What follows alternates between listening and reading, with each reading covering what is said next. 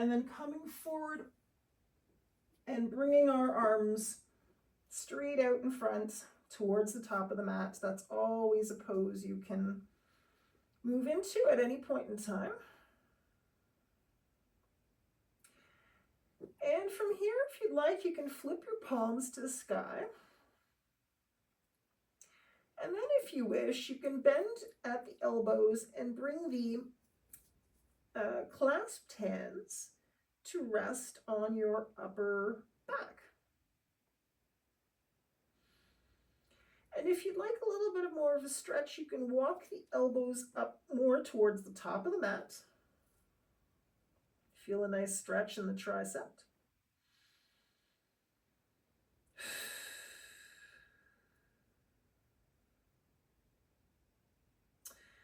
And then let's bring the arms out straight in front. You can stay here, or if you'd like, you can push into the left hand to lift your underarm up a little bit off the mat. Flip the right palm to the sky and take the right arm and thread it underneath the left armpit and gently lower everything down. This is a thread the needle pose, and you can do it in lying down on your belly. You can do it from child's pose. Gives you a nice stretch across the back of the right shoulder. And if you'd like a little more, you can take that left arm and bring it up and behind you across your back so that the left back of the hand is somewhere in the area of your right hip. These are all options. But wherever you are, just breathing and relaxing through that. Of course, at any point in time, if you ever feel pain, we want to back out of that pose. You never want to feel pain. Pleasant challenge is one thing, pain is an entirely different thing. And if you took the bind, unwinding your arm, bringing the left arm straight out in front, pushing into your left hand and unleashing the right arm and bringing it straight back up in front towards the top of the mat. Back to child's pose. And on the other side, if you wish, you could push into that right hand, bring the left arm across the body, palm facing up and under the armpit, and lower everything down gently. You'll be looking towards the right, which might be a given. It would be pretty awkward to look to the left in this position, but I guess you could look straight down if you wanted to, but off to the right's better. And then if you wish to take the bind on this side, you can bring the right arm, wrap it around your back, placing the back of the right hand in and around the left hip.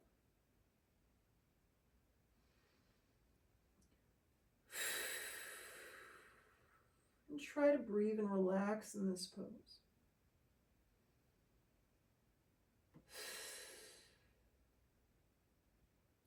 If you took the bind, unwinding the arm and bringing it straight out in front, and then unwinding the left arm, bringing that straight out in front, back to child's pose. And from here, we can walk, staying low, we can walk the hands over to the right. And you can have the arms and hands parallel to one another, or if you want, you can bring the left hand so that it stacks on top of the right hand. And in this pose, we get a bit of a left side body stretch. And if you find like you want a little bit more of a stretch, you can just sort of scooch the right hand over and move a little over to the right a bit more if you wish to. If not, you stay where you are. And breathe. Always making sure we breathe. We don't want to hold our breath. And then let's walk the hands over this time to the left, staying low. And keeping the hands either side by side, arms parallel, or stacking right hand on top of left here.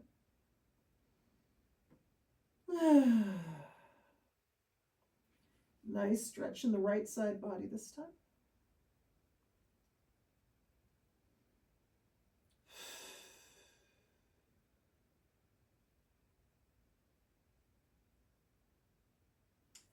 coming back to center. And now we're going to move on to our belly. And I thought I'd mention, especially because this is some of our first class together, if you have a small pillow or a small blanket that you'd like to put under your chest in this pose, you can, if it makes you feel more comfortable. We're going to come on to our belly.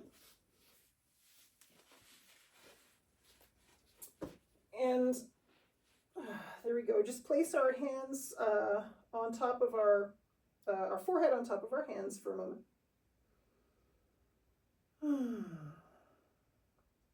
The tops of our feet should be in contact with the mat. And from here, let's place our hands underneath our shoulders. Forehead on the mat, legs in contact with the mat. And hands underneath our shoulders with our fingers spread, so nice wide base. Inhaling and then exhaling with the strength of our back coming up. Peeling the chest, peeling the shoulders off the mat. Bringing the shoulder blades slightly together and shoulders down away from our ears. Cobra pose. And in Cobra, we should be able to lift our hands off the mat and still keep the integrity of the pose. So we're really using our back strength here. Your pelvis is probably in pretty solid contact with the mat. And your gaze should just be up slightly. You don't want to be, looking up far. You don't want to crick your neck. It's just your neck should be nice and long. And lower down gently and with control. Let's now take our arms so that they're alongside our body so that your palms are sort of somewhere near your hips. And then we're going to, with strength of our legs and our glutes, lift the legs up. Toes pointed, lift the legs up in a half locust pose. So getting a little strength building in our glutes and our legs. Breathing. Gently lowering down with control. And let's bring our arms straight up towards the top of the mat, up above biceps by ears, arms straight up in front. And we're going to do some, well, they usually call it Superman, but we're all ladies here, so let's call it Superwoman pose. And by this, we'll lift our head up and our feet up and our arms up so that they're all hovering, a little bit off the floor. Imagine yourself flying through the clouds. And if having all fours up is a lot, you can alternate lowering right arm and left leg, and then alternating the opposite arm and opposite leg. And that's cool too. Either one is good. And lower down gently and with control. Now, bringing your hands near your chest on the mat and pushing up and back into a position where you're seated on your heels. So this is called Hero's Pose. And in Hero's Pose, we're in contact with our heels. Our spine is nice and long, our crown is to the sky, our shoulders are down and away from our ears, and our shoulder blades are just slightly tucked, opening up across the chest a little. And you can either rest your hands on your thighs, or if you want to encourage your fingertips down towards the mat beside your hips, you can do that too. And breathe.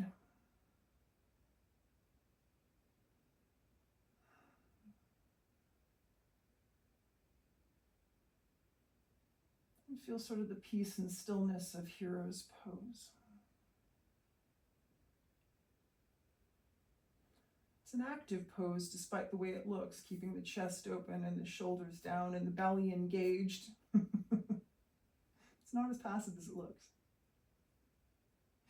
And then leaning forward a little bit, putting your hands on the mat in front of you, tucking your toes, and then coming to sit back on your heels. Now, if sitting back on your heels is a lot, because we don't do this kind of stretch very often and it can be a lot, not a worry. We can always just come forward, place our hands on our mat, and then slowly come back to a degree that feels pleasantly challenging.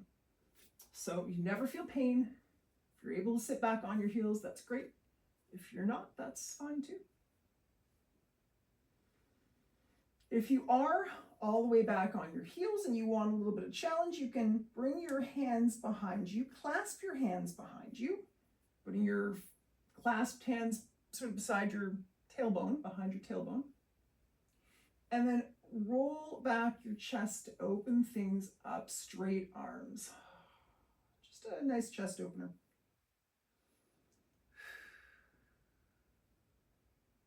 You can always come back to hero's pose, or you can always come back to cross-legged seat. Those are all options. And coming forward, if you are in the toes tucked position, we're coming back into hero's pose. And from here, let's bring the knees apart just a little bit, still sitting back on our heels. Bringing the hands behind you, fingertips towards the front of the mat. Trying to align wrists under shoulders. And I know it's hard to be perfect. You know, we can't exactly see ourselves, but if you can kind of, suss things out and see how it is. You can either stay here, opening up your chest. You can look forward if that creates less strain on your neck, or you can bring your neck back. And if you'd like a little more, you can bring the hips up, thrusting the hips up towards the ceiling. This is a baby camel pose. And if it's hard with your neck back, you can always look straight up. It puts a little less pressure on the neck. And if you lifted the hips up, lowering the hips back down. And into child's pose one more time.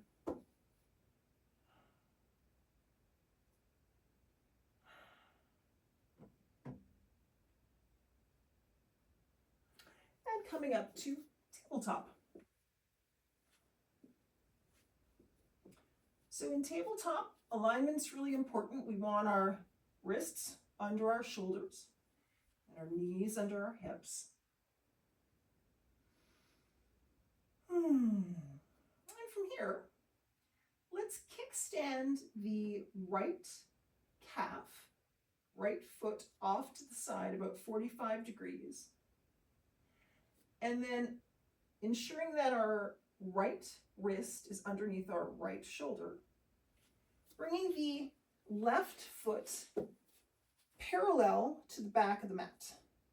So left foot's parallel to the back of the neck, leg is straight, your right leg is kickstanded, and your right wrist is underneath your right shoulder. And then you can bring your left arm straight up, fingertips to the sky. This is a side plank, knee down. And you can stay here, or if you'd like, you can engage the abs like you have a belt that's tightening around your waist. That helps with stability. And then float the leg up, the left leg up, so it's parallel to the floor.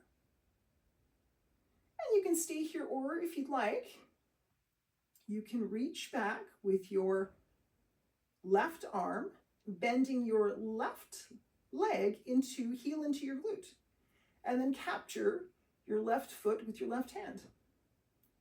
This is called a sugar cane pose. And these are all options. If you took sugar cane, you can gently release your foot, bring your fingertips to the sky, and bring your leg parallel to the mat. And then come back down to all fours. Doing the same on the other side. So what we do on one side, we always do on the other. So we'll kickstand the left calf foot out towards the side. Bring the right leg straight out so the right foot is parallel to the bottom of the mat. And then making sure that our left wrist is under our left shoulder, And peeling the right arm up. Nice broad open chest, fingertips to sky. Enjoying how expansive you can feel from your left wrist across the chest up through your right fingertips. And if you'd like, you can engage the belly and float the right foot up so it's parallel to the floor. Breathe, don't hold your breath. And if you'd like, you can bring the right heel into your glute and reach back and grab the right foot with the right hand. Rotating the shoulder back so the chest is nice and open. And you can either bring, make this a passive stretch and sort of pull your heel in towards your glute, or if you want to kick into your hand, you can do that too. And if you took sugarcane, releasing that foot, bringing the fingertips to the sky, leg parallel to the floor, and back to tabletop.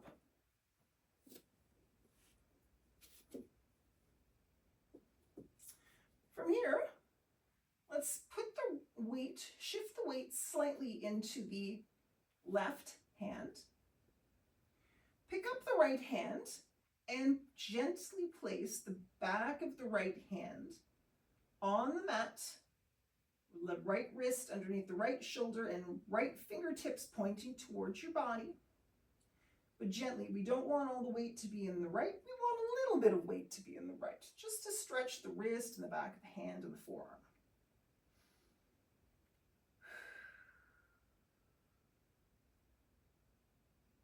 And then picking it up and placing the right hand back down, shifting the weight into the spread right hand.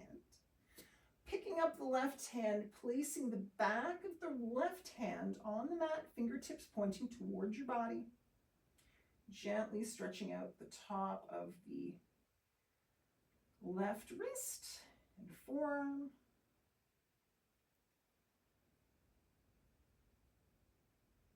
And then flipping the hand over and going back into tabletop.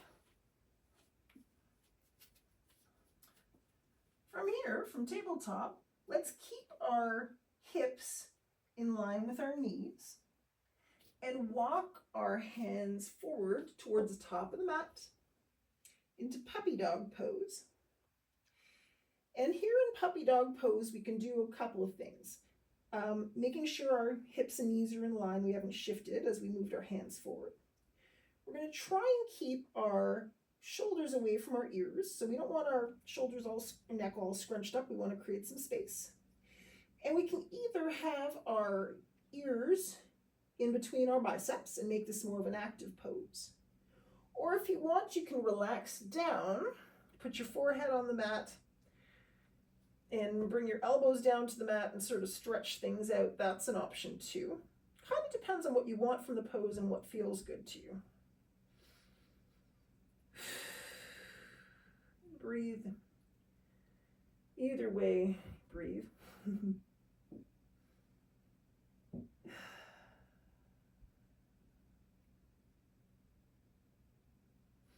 And then coming back up to tabletop. Now from here, let's do some cat and cow pose, just because it's so awesome for the spine. So making sure wrists are under shoulders and knees are under hips. Let's drop the belly and lift the heart and lift the tail and lift the chin into cow pose. Inhaling. And then exhaling, we're going to round the spine to the sky, tuck the chin to chest, and tip the pelvis in, pushing into our hands. Cat pose. Dropping the belly, lifting heart and tail, cow, inhaling. Rounding the spine, chin to chest, pelvis in. Pushing into the hands, cat, envisioning the black cat at Halloween. That's how I always picture this. And one more time, cow, inhale. And cat, exhale. enjoying the way your body and spine feels, I hope. And coming back to neutral. Let's do some lateral spinal stretches. So moving the other way, we're going to inhale and bring the right shoulder and right hip towards one another, making a C shape with our body. And making sure to keep your arms straight and strong with a little micro bend in the elbows. You don't want to hyperextend in general, so you don't want your elbows like pushing out. We want just a little bit of a bend. And looking over the right shoulder as we do this to keep the integrity of the pose. You'll probably feel a nice stretch in your left hip. And then exhaling, passing through center.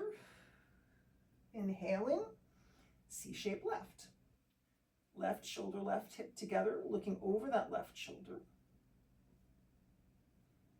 Exhaling, pass through center. Right side, C-shape. Exhaling, pass through center. Right side, or pardon me, left side.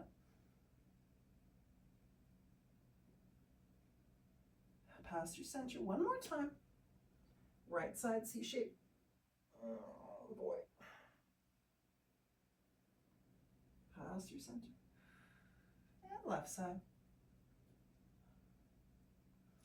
I don't know about you, but I don't often feel that type of stretch in the hip, and it's kind of a lovely, nice, strangely nice thing to feel. And back to tabletop. Let's now come up. Actually, let's take our right leg and bring it straight out to the side. Straight out to the side, and making the right foot parallel to the side of the mat. And then coming up to a half kneeling pose. From here, let's bring the arms out into a T. Inhale, shoulders down. Exhaling, tipping arms to the right. So the right arm will be, your right hand will be gently placed on the right leg, avoiding the knee because we want to not put stress on the joint. And bringing the left arm up and over to the right. So overhead, fingertips here of the left hand yearning towards the right. This is a gate pose.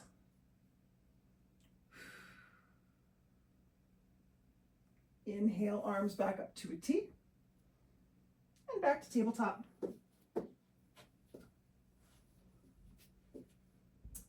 Now, same on the other side. So bringing that left leg out straight to the side. Left foot parallel to the edge of your mat. Making sure the outer edge of your foot is sealed down to the floor. And then coming up to a half kneeling position. And arms out into a T. Shoulders down and away from the ears. And the legs should be jutting out to the side, not behind you, not in front of you, but as much as you can, straight out to the side. Inhale. Exhale, tipping to the left hand gently lowered onto the leg, and the right arm up and over. And we want to rotate as much as comfortably possible the right shoulder back. So we don't want to be leaning forward in this pose. We want to have a nice open chest, reaching up and over, avoiding the knee joint.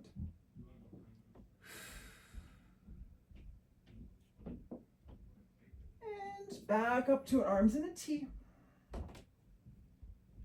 And back to tabletop. From here, let's take the right foot and bring it out to the side, placing the foot on the floor so that the heel is pointed towards you and the toes are pointed out to the side.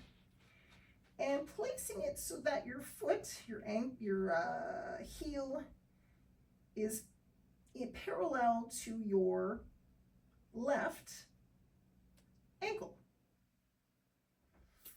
And then from here, let's take our right hand and place the palm of the right hand, so your palm of your right hand on the middle inner part of your right thigh.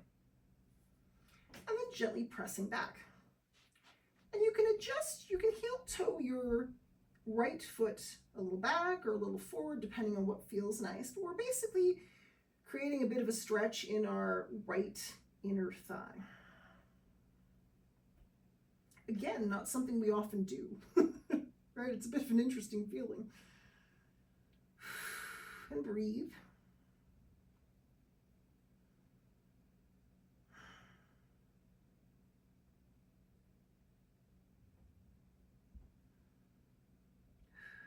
And then coming back to tabletop.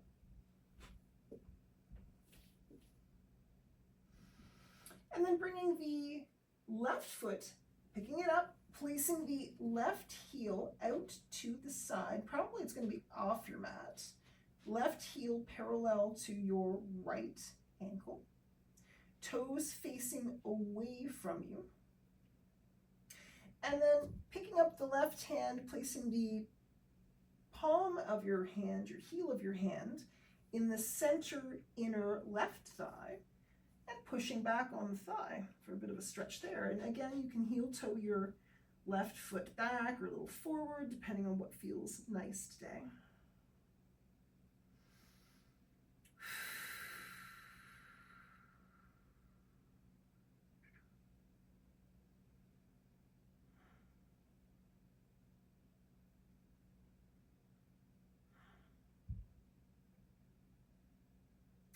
Keep breathing. And coming back to tabletop.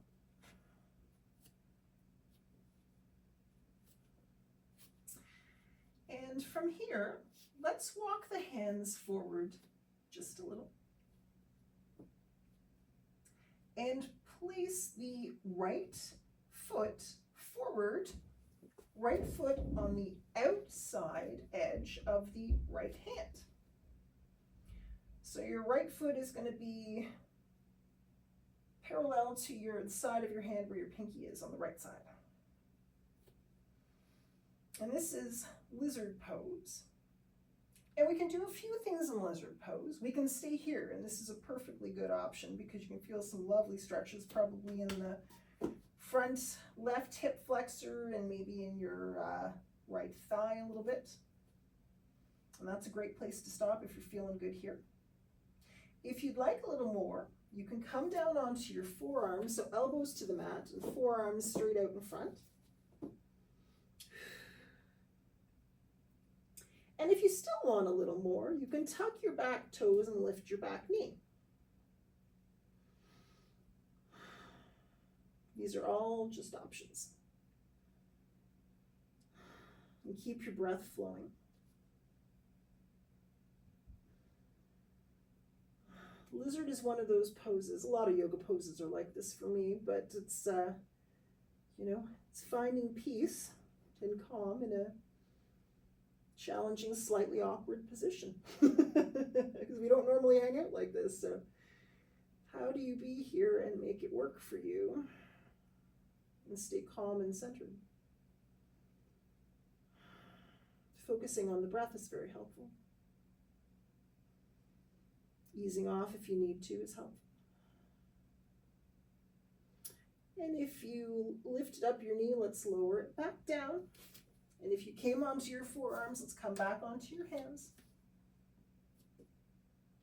And come back into tabletop. And from here, let's walk the hands forward again. This time taking your left foot and bringing it forward beside the outer left hand. And maybe just checking in and seeing how things feel. Does it feel different on this side? Do you feel like, you can go a little more, or you're good here? Because, sometimes one side is different from the other, and there's nothing wrong with that. If you take a pose to a certain depth on one side, you certainly don't have to do it on the other side. There's no yoga law that says you need to do that. But if you like to, and you want to come down and you feel accessible to come down in your forearms, you can. With the fingers straight out in front and fingertips spread. And then if you want to, you can tuck that back toe and lift the back knee.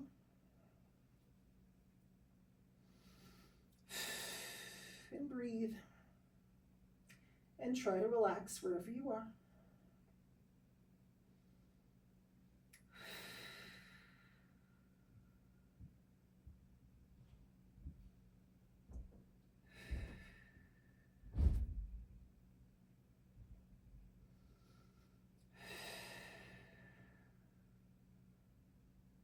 And if you lifted your knee, bring that back down. And if you went onto your forearms, coming back onto your hands. And then coming back to tabletop.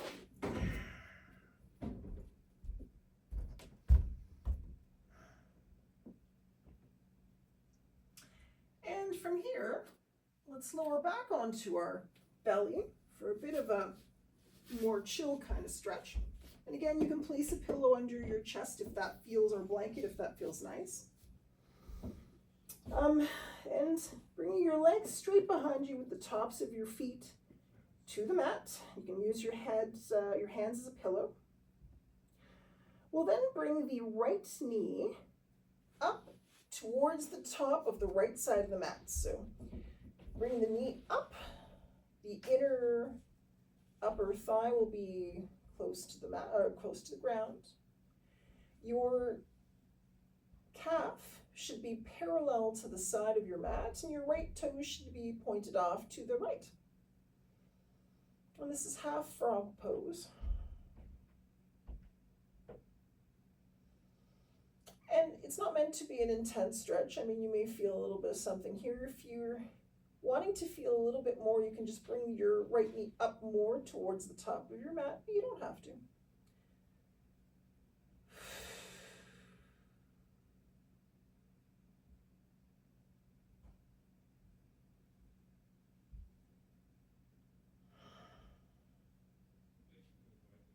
And then bring the right leg straight back behind you, top of the foot on the mat, on the floor. And this time bringing the left knee up towards the left top part of the mat, with the shin parallel to the side of the mat. And here you may want to look to the left. Adjusting the knee up or down if you need a little more, a little less. Trying to relax into the mat.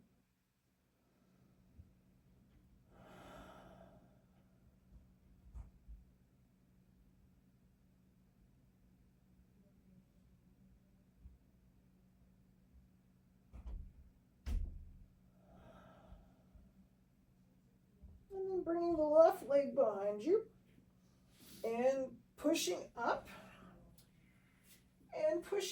to a seat. And from the seated position, let's move into deer pose, one of my favorite. I love deer pose. So in deer pose, we'll take our right shin and place it parallel to the top of the mat. And then take your left leg and bring it off to the side so that your left upper thigh, top of your thigh, is parallel to the top of the mat. And your left calf muscle will be parallel to the side of the mat. And here we're going to use our fingertips, tent our fingertips up and use it as a bit of support for our spine. So elongating our spine, elongating crown to the sky, shoulders down and away from the ears, shoulder blades slightly tucked so that the chest is nice and open.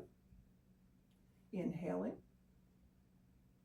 And then exhaling and coming over the front leg. And you can do so by placing your hands on the mat, just being a little bit over the top of the mat.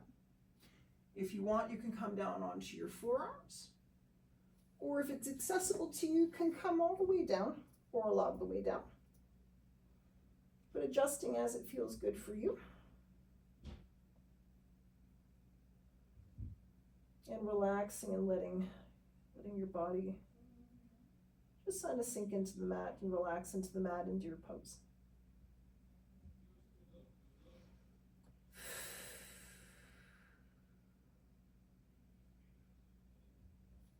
And then lifting back up, leading with your heart to keep the spine nice and long. Sitting back up. Let's alternate sides. So bringing the left shin parallel to the top of the mat. and the left top of the thigh parallel to the top of the mat, and the right, hopefully I said right thigh, I meant right thigh. Sometimes, we get confused left and right. Usually I'm okay, but anyway, right, top of the thigh parallel to the top of the mat, and the right calf parallel to the side of the mat. And again, you can use your tented fingertips to support yourself as you lift up, opening up across the chest, lifting up through the crown of the head. Nice long spine. And then on the exhale, coming over the leg, either onto your hands, onto your forearms, or all the way down.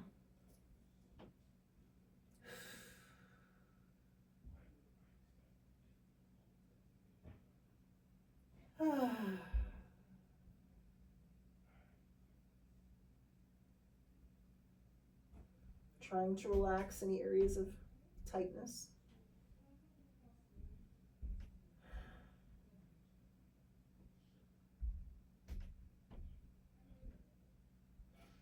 And then pushing back up.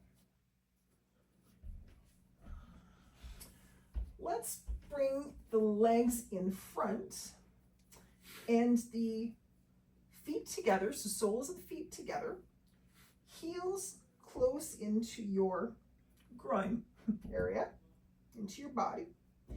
So the knees are pointing out to the side, and we want to wrap our hands around our toes. That kind of helps us maintain our posture. And lengthen up through the crown of the head. And in this pose, which is a bound angle pose, we want to encourage our knees down towards the ground, but we're not like forcing them. We want to sort of mentally encourage them to go down there to an extent that's pleasantly challenging for you. And you can either stay here, or if you want, you can lengthen through the spine on the inhale, crown of the head to the sky, and then on the exhale, hinging at the hips, leading with the chest to keep the spine nice and long. We don't want to have any compression in the lower spine. And then once you kind of hit your max, you can lower down and relax down. So just sort of, rounding the spine, dropping down into the mat.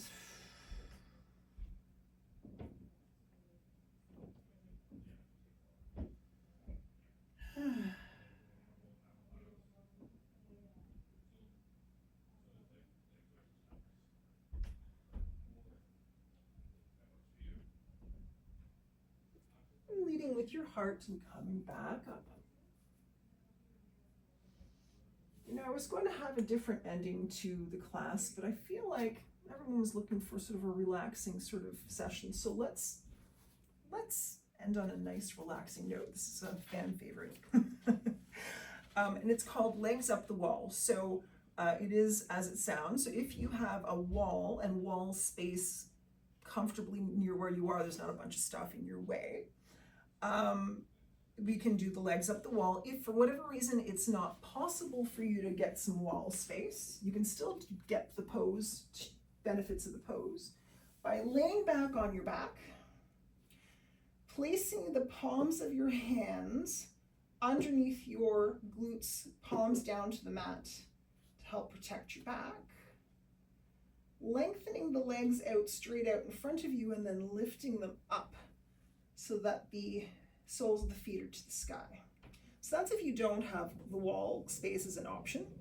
That's a more active pose, but it allows you to have a nice inversion of your legs. And if you want to have a nice passive version of the inversion, then find that wall space and bring your hips right up against the baseboards. Lowering onto your back and lifting your feet and legs so that they're up along the wall. And your glutes should be in contact with the baseboard. And your legs are about hip width apart. And you can do several things with your arms. You can place them in a cactus goalpost type position. You can place them in a full-on T if you want to, so arms straight out to the side. Or if you want something a little more grounding, you can place one hand on your heart and one hand on your belly, making sure your shoulders are down and away from your ears. And here, if you've got hand on heart and belly, or both hands on belly, you can watch your breathing, watching your belly go up and down. It's kind of a nice, relaxing cherry on top of the pose, I suppose. Relaxing your back into the mat wherever you are, if you're wall supported or not.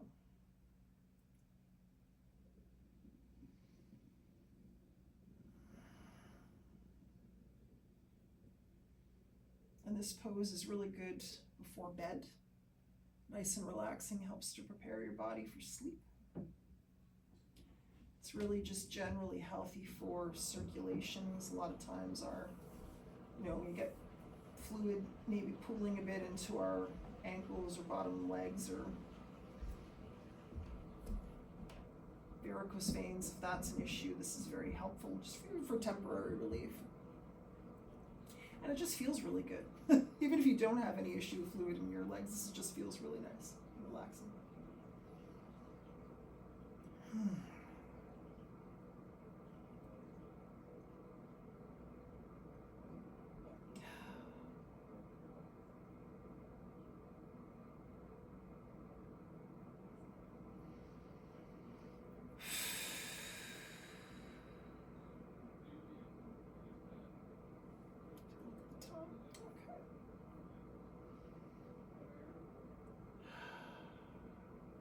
And if you have legs up the wall, you can take your feet and walk them down the wall and roll over to the side. And of course, if you don't have the wall, you can just gently lower your legs down. And we're going to move into Shavasana. So in Shavasana, we're laying on our mat. And our chin's just slightly tucked because that lengthens the back of the neck. And our shoulders are down and away from our ears, and our shoulder blades are slightly tucked to open up across the chest. And the palms are facing the sky with the arms away from our body. Not super away from the body, but slightly away from the body. And you may want to pick up your hips and just sort of tuck your pelvis a bit so the bottom of your lower back is against the mat. And if it feels uncomfortable for you to lay like this, you can always place a small pillow or blanket under your knees. That can be helpful too. And your feet are slightly apart with the toes off to either side.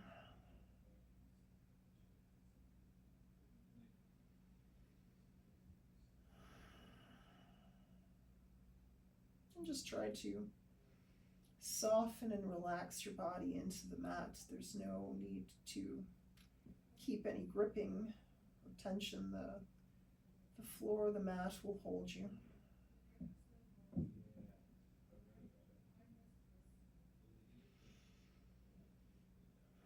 In thinking about ways in which we can bring peace ourselves into challenging situations, maybe think about possibly one thing that you took from today's class that you might be able to bring into your real world if you need to help yourself calm and settle and ground yourself a little. Maybe it's doing a body scan and watching your breathing like we did at the beginning. Maybe it's Shavasana before the end of the day, laying in bed doing some Shavasana, or maybe there's a pose that you found helpful that you could integrate into your day. Just see if there's something you can take away that can be of value to you in your real life off the mat when you need a little extra peace in your day.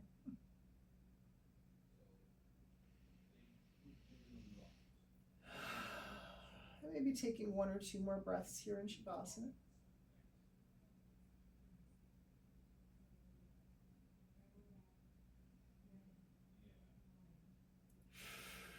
And then wiggling your fingers and toes. And fluttering your eyes open if you close them. Placing your feet flat on the mat and leaning over to one side using your arms as a pillow.